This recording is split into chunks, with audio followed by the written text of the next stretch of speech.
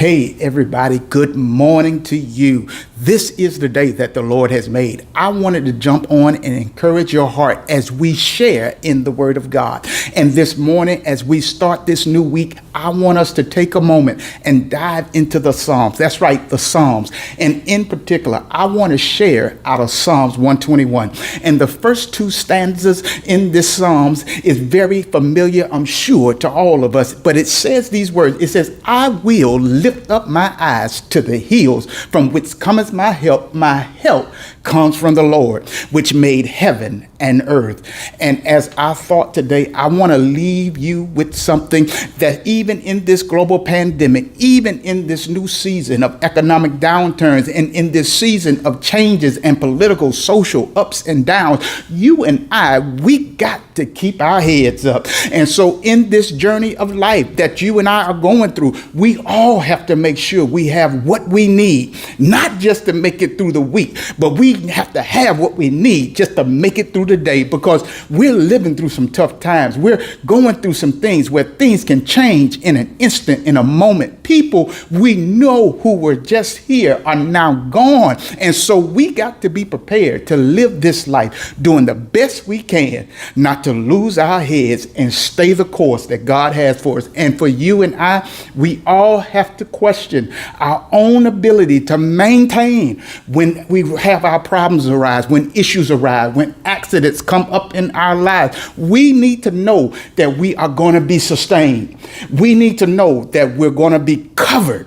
We need to know exactly where we can get some help, where we can get some assistance. And that is exactly what the writer of the book of Psalms 121 is talking about, because he responds to this question with getting an understanding that his help is not in the hills. His help is not in the mountains, but his help is in God. And I don't know who this is for, but that's a word for you and I, that in this life, we will face some stuff. We will have some issues. We will have some situations and go through some circumstances. Look, we will have some incidents and accidents down the road that could cause us some tragedy, that could cause us some damage, might even cause some of us to go through some loss and some pain. And we need to think about when the calamity hits, when the disaster happens, when the accident appears, who's going to be our help?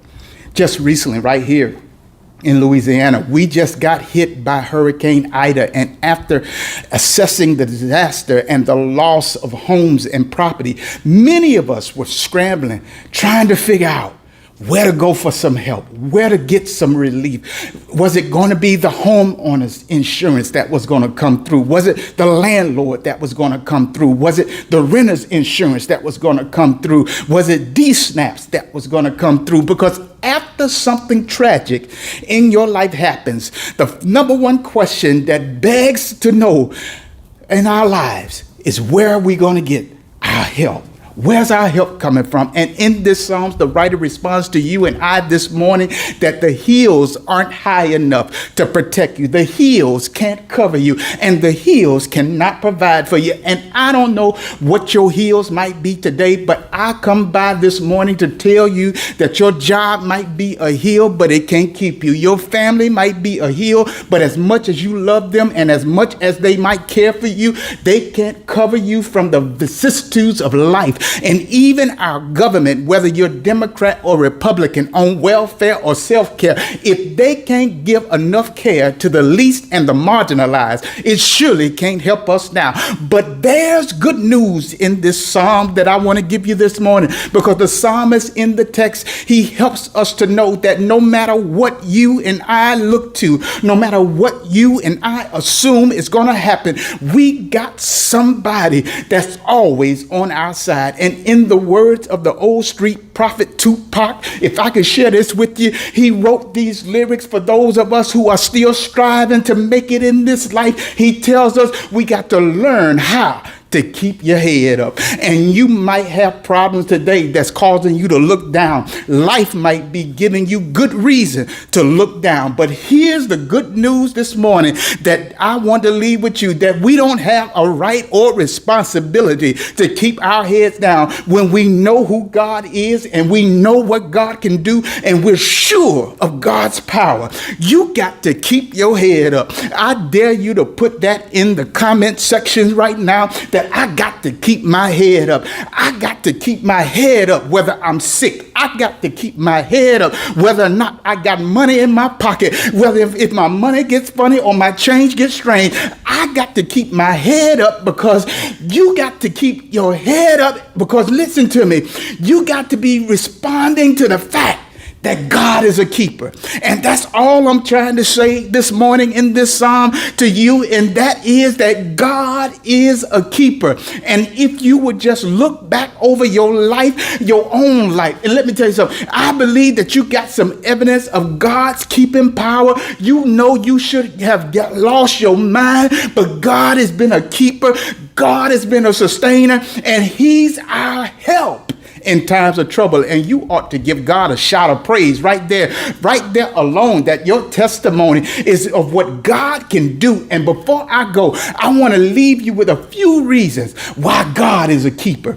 Because for somebody listening, you need to know in Psalms 121 how God is a keeper. And my first point that I want to leave with you is that God, number one, brings stability to our feet. See, in this psalm, I need to point out to you that you and I can keep our heads up because God won't allow our feet to stumble. He says in the text that he won't let you stumble. And if I can paint the picture of this image, you have to remember that when the psalm was written, they didn't have Nikes, they didn't have Jordans or any type of walking or running shoes like we got today. And the roads wasn't paved. And at times they would have to travel by foot through some difficult terrain. And there was always the potential that they could fall.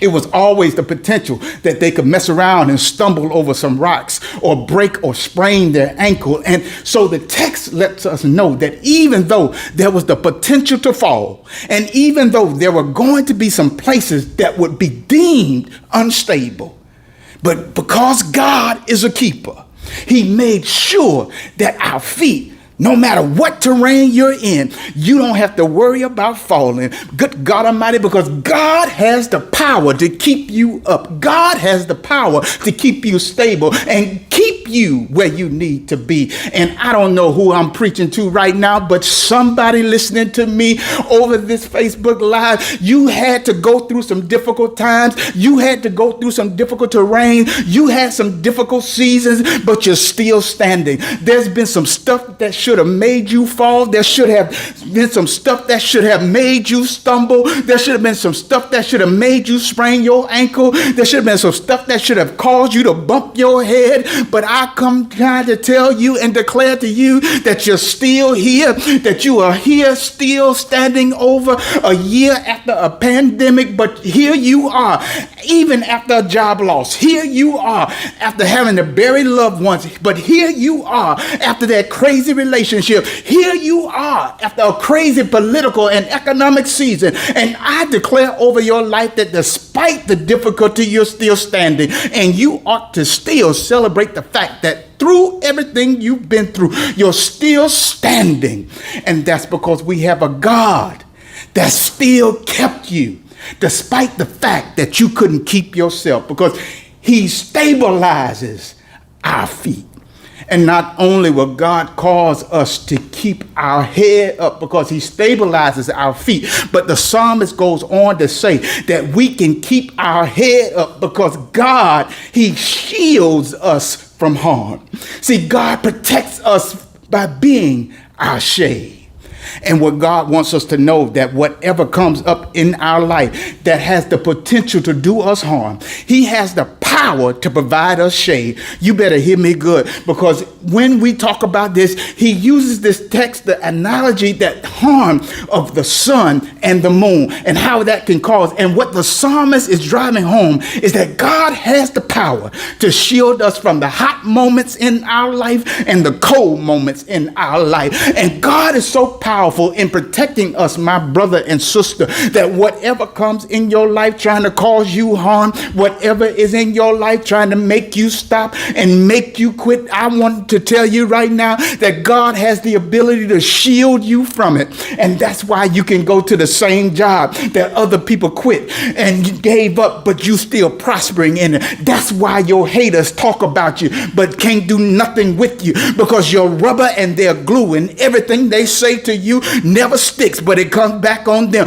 because God has the power to shield you from the effects of the elements. And that's why you and I, we need to be grateful that God doesn't remove every hater. He doesn't remove every lie. He doesn't remove every rumor, because he got enough power to shade us and let us know to keep on moving. Even though the hate might be hot, even though the shoulders might be cold in our lives, God is still shielding us. And not only do we have to keep our head up, because God brings stability to our feet and provides shade against the elements. But my third and final point here is that I want to get you ready, and I want to let you go. But this is what we got to know in keeping our heads up, because the third point is he safeguards us at all times. And the psalmist is trying to get you and I to know that God is always walking with you. God is always with us. God is always by our side. And what the psalmist is saying is that God will always have his presence in your life. But that doesn't mean you and I won't fall into some trouble. And just because God is a keeper, that still won't negate the fact that in this life, we still will experience some pain. We'll still experience some grief and some agony. And I know we like to believe that because we're saved, that we shouldn't go through any drama. We shouldn't have to endure any pain. But I come by to tell you that all of us will go through some bad times. All of us will go through some rainy days in this life where God will give us minimal protection, but he provides maximum support. And for all of us, God is always right by our side, but we don't get the full experience of God until we go through some stuff that exposes who he really is. Because how would you know that God is a healer if you've never been sick? How would you know that God can provide if you never had to experience lack? And the psalmist right here, he penned in this psalm to remind us that at the end of the day, God is going to be there. Even when it's rough, God is going to be there. Even when it's tough, God is going to be there. And if God is in our life, then that means we're all covered. We're covered all the way. You better hear what I'm saying. And I got a revelation of that word, safeguard. Just recently, me and my wife was in a rear-end accident, a young college student, while we were in traffic on the Bonnet Carey Bridge. While we were at a complete stop, we got rear-ended, and my wife wound up having to go to the emergency room, and thank God she's all right. And I thank God for car insurance, because back when I was younger, in my younger years, I never saw the need to carry insurance. Back in those days, I used to be riding dirty, and I remember that my wife would get on me and that we needed some type of coverage, especially if I was going to be going back and forth on the roads, especially with having and carrying children. And so because my first few cars were considered low in value, I would only carry back then a little bit of liability insurance. And if you know anything about liability insurance, because my car was low in value, and if you know anything about this liability insurance, it's that liability only provides minimum coverage, but you still have to pay for the damage you cause. But as I got a little older in life and started making a little bit more money, I moved up from liability to collision, because as my car value went up, I needed to upgrade to collision. And collision is whether or not it means whether or not you're at fault in an accident. All it does, it provides payment to both parties in an accident. It costs a little bit bit more, but the value of my car made me have to go from liability to collision. But over the last few years, I have moved up and the Lord has blessed. As we have got in our latest vehicle, it was the first time we bought a new vehicle. It was a 2020. And when I got my insurance, I had to upgrade again to get comprehensive coverage. And with full coverage, it covers, listen to me, it covers beyond accidents, because there's other ways you can damage your car. You could have hail damage, you could get flood damage, and comprehensive insurance is that it will cover you no matter where you are and no matter what you have, where you find yourself in. See, the thing about it, even though I had the accident a few weeks ago, I didn't have to panic. And I didn't have to worry, because I knew that I was covered, because that insurance covers me. Whether I'm in Louisiana or I'm in Florida, that insurance follows me. That insurance is so good. Somebody else could have been driving my car besides me and my wife, and I would have still been covered.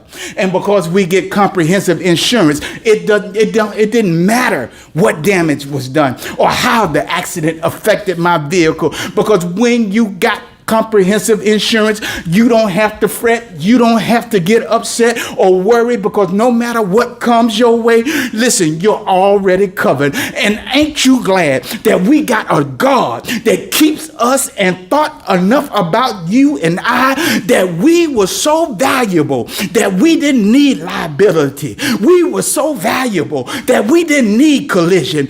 But you and I are so valuable that we're valuable to God, that God said, I'm going to give you comprehensive coverage, which means it don't matter where you at in life, you're always covered. And I got to go, but even on your job, I want to tell you, you're always covered. Even in your house, you're always covered. Even in a pandemic, you're always covered. Even when it looks bad, you're always covered. I got to go. I'm over my time, but I dare you to type in the comments, God got me covered. And you might not feel good today, but God got you covered. You might not have the money that you need, but God got you covered. You might not have everything you want, but you got always covered, because God will cover you. Haters might be in your life, but you're always covered. You might be going through a divorce, but you'll always be covered. And my time is up, but good God Almighty, join me next week. For me, I want to tell you right now that whatever you're doing in life, I hate that my time is up, but God got you covered. You're covered. Spend this week looking at Psalms 121. Because your help ain't in the government. Your help ain't in FEMA. Your help ain't in a politician. Your help ain't even in the preacher. Your help is when you look beyond the hills and you look to God. I love you. God bless you. I'll talk to y'all again next week. Bye-bye.